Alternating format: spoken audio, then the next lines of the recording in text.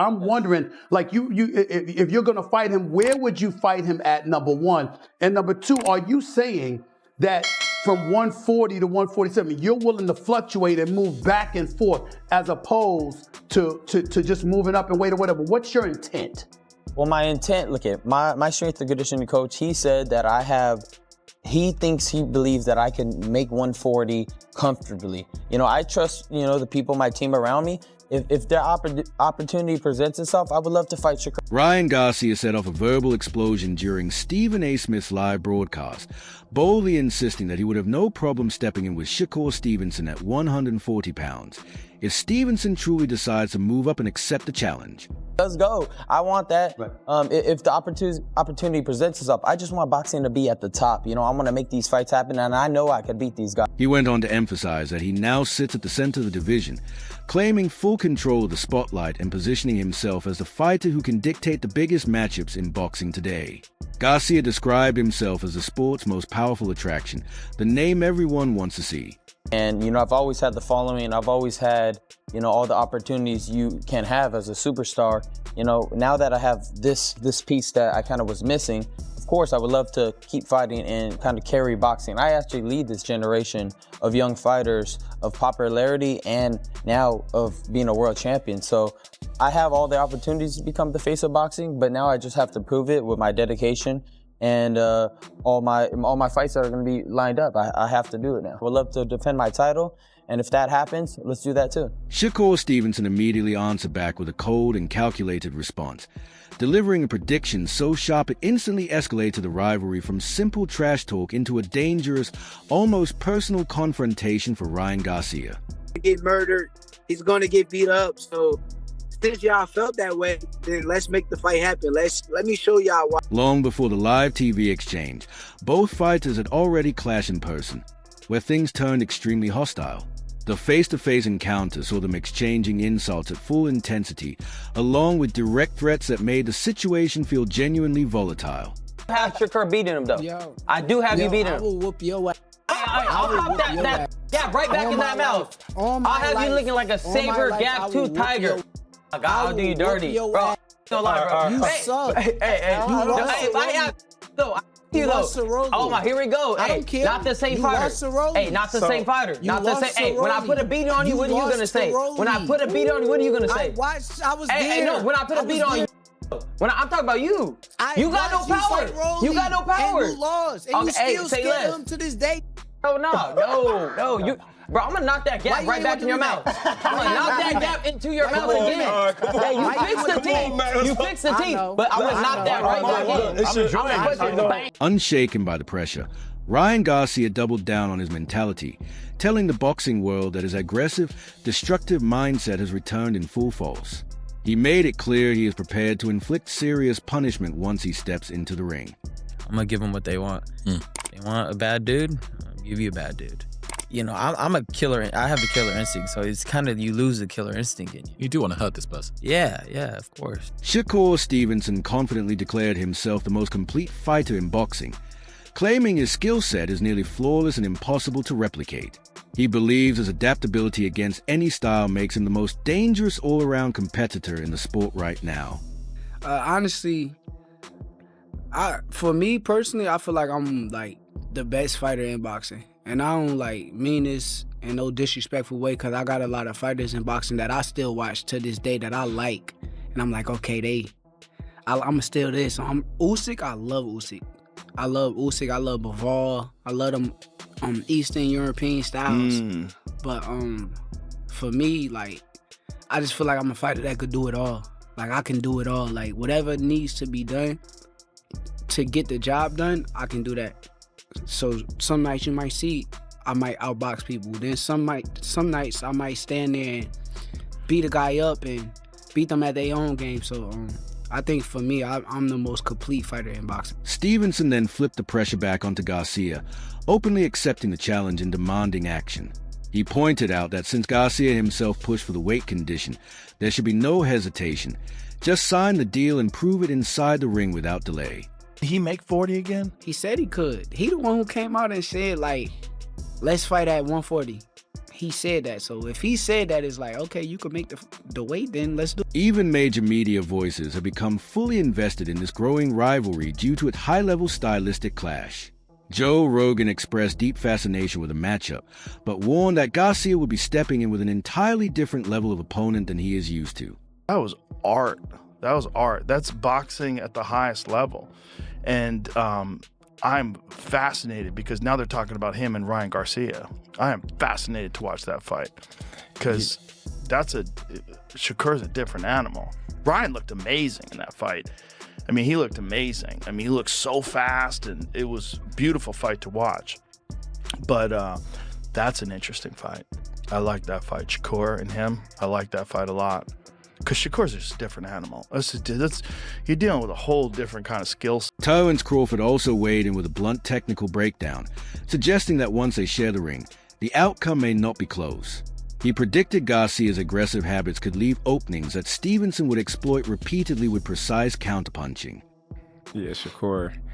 Listen, I went down to camp before he fought Teofimo, and I seen his focus and the level of, intense training he was doing. And I said, I don't know it all, but I know Shakur gonna whoop Teofimo's ass. I tweeted that way before the fight, and he went out there and did it. Right. Shakur got a jab. Shakur got head movement. Shakur got defense. Shakur knows range. Shakur have good legs. So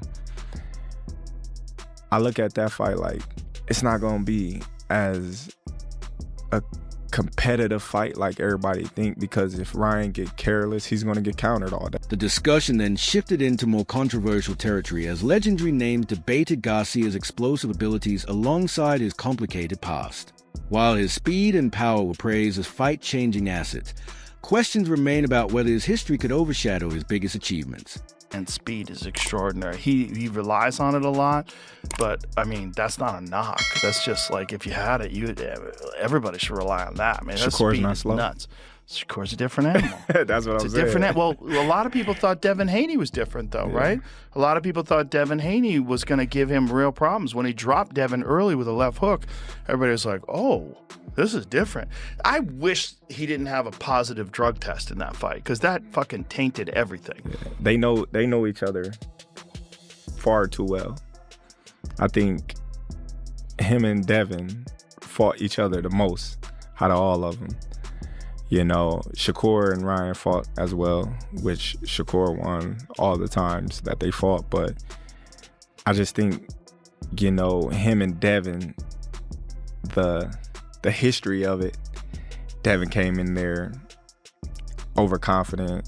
Ryan, been juiced up, added a little whatever it did. But you can't take away from him landing the punches that he was landing. You can't take away from the performance that, he was doing. But when you on steroids, that add to, It definitely. Henry Garcia laid out a confident game plan for his son, predicting a decisive ending that would shock the entire boxing scene. He also claimed there is a psychological advantage rooted in their amateur history, insisting Stevenson struggled even to land clean shots on Ryan in early encounters. In the Shakur fight, how does it end in your opinion? Decision, knockout? We'll hit him with a body shot, he's done. Why the body shot? He can't take this body shot. We already know.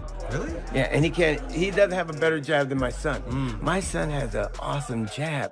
We beat him in the amateurs, okay, with the jabs. When Ryan was young, Ryan was only 16 years old. But he qualified 17, 18 with Shakur. Shakur was on that level. So if you're within 2 years, they're gonna put you in that category. Okay, and I said, Ryan, we didn't know Shakur, they didn't know us. But I said, Ryan, let's work on that jab. And Ryan was throwing that beautiful jab, pop, pop, pop. I said, okay, that's what we're gonna work on. Let's start off there. My God, wait, let me finish. That jab was awesome. Shakur never hit. Tensions escalated further as Ryan Garcia's father strongly defended their family's reputation, pushing back against critics who dismissed their accomplishments. He highlighted the relentless journey they endured, insisting they have been competing and winning against elite opposition since childhood. Been doing this shit since 7 years old. We've been kicking. We've been winning a lot of nationals. Trade a guy and try to win one national and see what happens. Try. We won 15. Wow. And my other son won 7, Shakur Garcia. It's hard. You gotta go through the district, you gotta go through the state, you gotta go through the regional, the state, the regional, and then you gotta go through a national. You gotta go through 4 steps. And you're fighting the best of the best. So don't tell me that you know my son and that he's not a good boxer. Oh, it pisses me off. Frank Martin brought a grounded perspective to the debate, warning both fighters about the dangers of moving into uncomfortable weight classes. From his own experience, he explained how jumping divisions can slowly drain a fighter's strength and timing before they even realize it. Yeah, I feel like, man, with this, man, fight at the weight you're comfortable at. You know what I'm saying? Like, that weight shit is real. You know, you could be in there and you don't know until you in there. You know, like, that you was drained or whatever, you find out then. You know, if you ain't never experienced it, you'll find out. You know what I'm saying? When you in there, your legs might be tired or whatever, you know, you find out quick. But you gotta, you know, fight at the weight he's comfortable at. You know, that's what I say. Rolly Romero added a different angle, stripping away hype and focusing on physical reality. He noted that while Stevenson is a highly skilled technician, he does not possess the same raw physical explosiveness that makes Garcia such a dangerous knockout threat. No, but Shakur's an incredible boxer. But you're an incredible boxer. You're not a puncher, you know, but you're still an incredible boxer. So not everyone gets to punch hard. Not everyone gets this. Not everyone gets superhuman reflexes. Not everyone's super agile. Not everyone gets like a granite chin. You got to do with what you got. Gary Russell Jr. broke down the mental warfare behind the matchup, stating that Garcia would likely enter the fight without any fear of Stevenson's power. He stressed that Garcia's success depends entirely on whether he can close distance without getting trapped or countered. Ryan has the ability to hurt him. I believe, just like what you mentioned with Shakur, Ryan won't respect Shakur's power. And he does have the ability to hurt Shakur. The difference is, I think Shakur... Can he hit him? That's going to be the issue. How you attack and when you attack. Mm-hmm. That's going to be the issue. Mm-hmm. Just like with Andy Hiroka, the same way with my younger brother competing against Andy Hiroka. Mm-hmm. It had to be a strategy, just like Teofimo Lopez. Mm-hmm. He didn't know how to properly close the distance. Yeah. And when he did close the distance, he didn't know what to do once he did close the distance. I'm here. You feel me? So that's really the... Russell further explained that attacking the body alone would not be enough against an elite defensive fighter like Stevenson. He hinted that breaking through such a guard requires a far more advanced strategy, refusing to reveal every detail of what it would take. I believe the body is important with every fight. Yeah. I think what's important is actually the strategy of it, not just saying go to the body. Right. You have to really understand the sport to really do this shit. I think I ain't trying to get y'all too much. Yeah, it was too BS. Sean Porter described Stevenson's defensive awareness in almost unreal terms, comparing it to a fighter who can see punches developing before they are thrown. He suggested the only way to disrupt that system is to break his rhythm and force him out of his natural flow. Told and not told. I get the analogy of like if you play a arcade shooting game, right? And you got the circles that pop up everywhere, and you gotta go like that and hit them all, right? For Shakur, he sees it all before it happens. So he sees it, boom. He sees it, boom. The body's important because now you got his eyes doing this. Uh-huh. You got to get this kid doing this with his eyes. Mm-hmm. As long as he can look at you like this and just find it, that's all day and all night for Shakur. All you gotta do is break his control. Yeah, you just gotta break his control. And how do you break his control? To me, controlling the distance. My little brother for Andy Hiroka. Yeah. The analysis then focused on what truly makes Stevenson so difficult to deal with. Russell argued that his strength lies not just in technique, but in his ability to control timing, distance, and the mental pace of every round with precision. I personally think that Ryan Garcia and Shakur Stevenson need to fight next. Really? You got two fighters that just did what they did. That'd be a good fight. I still slightly, in my opinion, I would still favor Shakur because I feel as though he does control the revenue. That's what I think his skill is, honestly. That's what I think his skill is. Like, his skill isn't like his boxing ability. His skill is, a lot of times when you watch people fight, you can see that one fighter is in more control of what's going on in that ring. He maintains a certain level of control with his distance and range. I believe that's what is true. Russell concluded with a chilling warning, noting that Garcia's size, reach, and athletic advantages would force Stevenson to take serious risks just to land clean shots. He added that Stevenson may be able to frustrate him, but one mistake could allow Garcia to completely change the fight with power. But if you can break that, then you got something different. I don't know if Ryan will be able to break it. But I think he's tall enough, whereas though, and he got enough reach, whereas though Shakur is going to have to close the distance to actually hit Ryan. You know what I'm saying? He got to cross that line of fire to hit Ryan versus he just making them come into him and he just pop shotting them. And Ryan got some pop. If Ryan touches his ass, he got the ability to hurt Shakur. I don't think Shakur has the ability to hurt him. Damn. He can hurt his pride. But I don't think he can physically. Rising talent Colonel Martin shared his perspective based on first-hand experience with top-level competition. While acknowledging Garcia's knockout potential, he ultimately leaned towards Stevenson, crediting his superior ring IQ and nearly impenetrable defensive structure.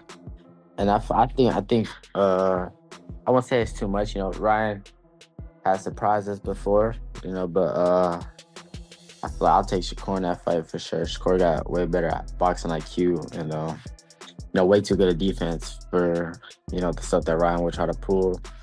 I feel like I'll definitely take Shakur in that fight. As the rivalry continues to intensify, the entire boxing world is watching closely, expecting a tactical showdown of the highest level. The tension between Ryan Garcia and Shakur Stevenson has escalated through constant verbal attacks, weight disputes, and divided expert opinions, pushing this matchup into must-see territory. With both legacies on the line, one mistake could permanently alter the course of their careers. This is more than just a fight. It is a collision of pride, skill, and hostility that could define an era. The countdown is on, and neither man can afford to step back now.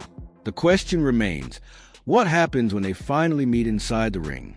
Can Garcia land a decisive shot, or will Stevenson deliver a defensive masterpiece? Will the fight even materialize at 140 pounds, or collapse under negotiation pressure? After all the chaos and confrontations, who truly holds a mental edge? Can Garcia rise as the face of this generation, or will Stevenson shut the narrative down completely?